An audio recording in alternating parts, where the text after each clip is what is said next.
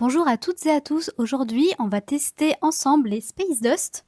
Donc, ce sont ces petites peintures-là de chez Valero. Donc, c'est des couleurs, je crois qu'on appelle ça des shifters. Donc, c'est qui changent de couleur suivant comment arrive la lumière dessus. Je les ai achetées avant Noël et je suis très excitée à l'idée de les tester aujourd'hui avec vous. Alors, c'est parti. Mais avant de commencer cette vidéo, je voulais juste faire un petit instant promo pour vous présenter la release de ce mois-ci. Donc ce sont les fichiers que je crée chaque mois et qui sont disponibles sur Patreon et sur Tribe. Ce mois-ci, on a 3 gobelins sauvages, un gros crabe qui s'abrime en 3 parties, 2 champignons dont un bébé champignon et un escargot assez terrifiant. Donc voici, je vous laisse avec la vidéo et je vous mets les liens en description si jamais vous êtes intéressé par me rejoindre sur Patreon et Tribe. Les Space Dust, c'est un set de peinture proposé par Valero qui contient 6 tubes de peinture de 17 ml. Elles sont utilisables à l'aérographe et cette boîte m'a coûté une trentaine de dollars.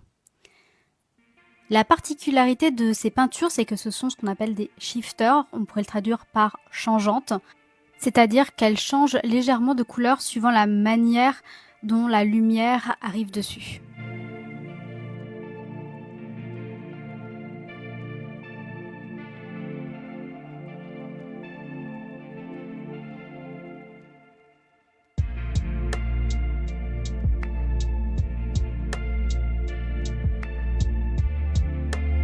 Pour tester ces peintures, j'ai imprimé des figurines en résine que j'ai primées en noir puisque c'est la couleur de sous-couche indiquée par Valero pour obtenir le meilleur résultat.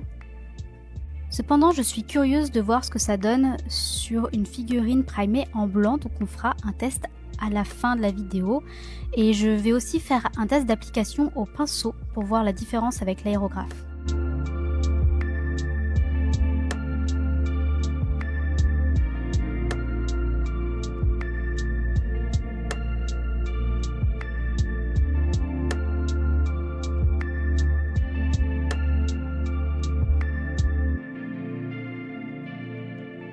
Ces peintures sont vraiment très faciles à appliquer, même pour moi qui n'ai pas l'habitude d'appliquer de la peinture à l'aérographe. Ce que je remarque, c'est que plus on va faire de couches, plus la peinture en fait va être à la fois brillante et les couleurs vont ressortir. C'est sûr qu'avec ma caméra et la lumière que j'utilise, on voit pas forcément très bien le changement de couleur, mais il est bien présent. Je pense que ça vous donne quand même un premier aperçu de ces couleurs que je trouve vraiment très belles. Comme ce sont des couleurs métalliques, je pense qu'elles ont été créées à la base plus pour peindre des choses comme des robots ou des avions, des vaisseaux, des surfaces métalliques et planes. Mais les utiliser aussi pour, là, pour les champignons, pour même d'autres projets sur des créatures organiques, je pense que ça peut donner un petit effet un petit peu alien assez intéressant. Si vous devez peindre des créatures de type insectoïde avec une carapace, ces peintures, je vous les conseille vraiment. Je pense que ça peut donner vraiment très bien. Parce que moi, la première chose à laquelle elles me font penser, c'est les carapaces des scarabées qui peuvent être bleues ou vertes. Et bien sûr, je vous conseille de ne pas du tout vous fier à ce que vous voyez dans le tube de peinture versus ce que vous voyez lors de l'application. C'est vraiment très très différent. Donc l'application, comme je le disais un peu plus tôt, a été vraiment facile. Je n'ai pas eu à rajouter de médium, sauf pour une des peintures qui était la Old Gold Grey Violet. Celle-ci était plus épaisse que les autres, donc j'ai rajouté un petit peu de diluant. Et en effet, l'application a été beaucoup plus facile. D'ailleurs, je me suis dit que j'aurais peut-être dû rajouter une petite goutte dans les autres pour faciliter l'application. Après, c'est peut-être moi qui ai encore un peu de mal avec l'aéro aussi, mais là, c'est vrai que je l'ai trouvé beaucoup plus fluide. Donc là, c'était vraiment pas possible de l'appliquer sans rajouter un petit peu de médium.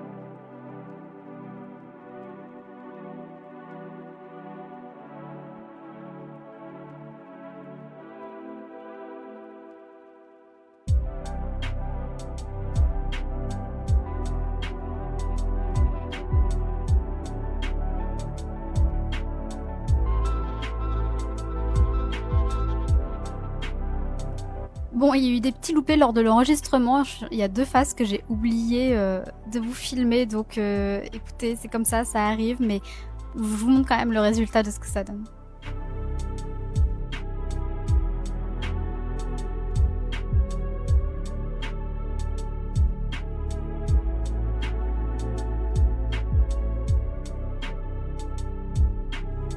Vous pouvez voir que j'ai pas encore une grande habitude de l'aérographe, c'est tout nouveau pour moi de l'utiliser, donc vous voyez que parfois il y a des petites éclaboussures pas très élégantes, mais je vais m'améliorer au fil du temps. En tout cas, l'application de ces différentes peintures était pour moi un bon entraînement pour apprendre à me servir de l'aéro.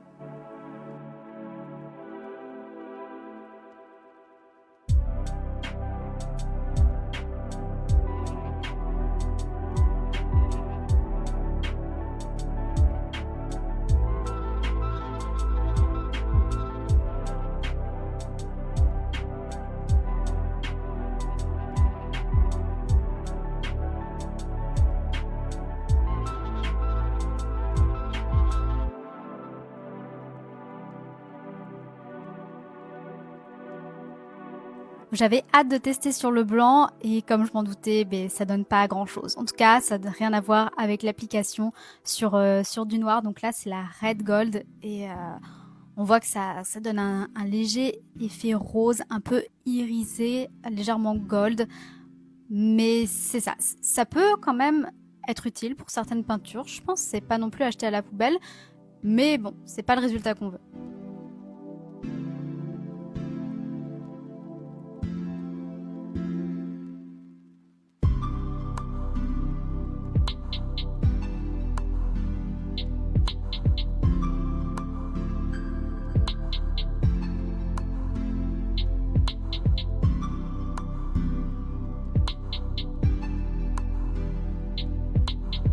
L'application au pinceau, elle, c'est cependant mieux passé que ce que je pensais. Je trouve que le résultat est plutôt joli, mais je pense que ce qui nous sauve dans ce cas-là, c'est qu'il y a quand même beaucoup de détails sur la figurine, donc les coups de pinceau sont comme un peu floutés par les détails. Cependant, si vous devez l'appliquer sur une surface plane, comme une surface métallique, vous voulez que ce soit vraiment parfait, allez-y à l'aérographe parce que je pense qu'au pinceau, vous allez être déçu du résultat. Et puis lors de l'application au pinceau, va bien falloir attendre que ça sèche parce que forcément les couches appliquées sont plus épaisses. Donc là, on a l'impression que ça fait un résultat un petit peu cracra, mais vous allez voir une fois sec, c'est beaucoup plus joli.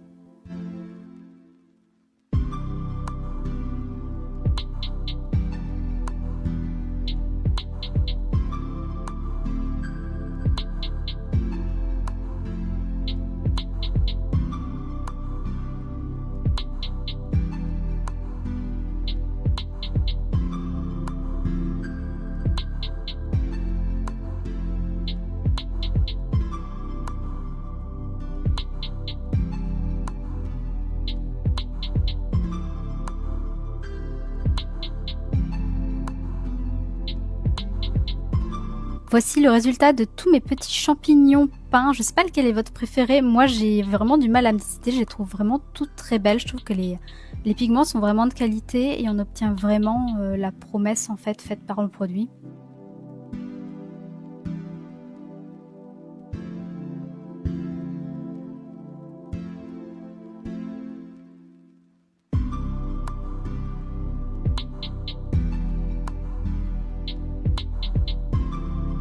Donc la peinture sur la vargouille qui a été faite au pinceau, bon là elle est toujours pas totalement sèche sur ce que je vous montre, mais je trouve que le résultat est quand même plutôt joli. En tout cas, j'exclus pas de la réappliquer au pinceau sur des créatures.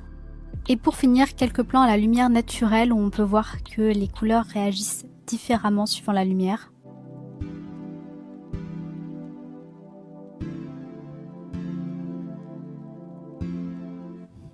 Merci beaucoup d'avoir regardé cette vidéo, j'espère qu'elle vous a plu, c'était un peu différent d'habitude mais j'ai trouvé ça très agréable de filmer un nouveau produit que je connaissais pas.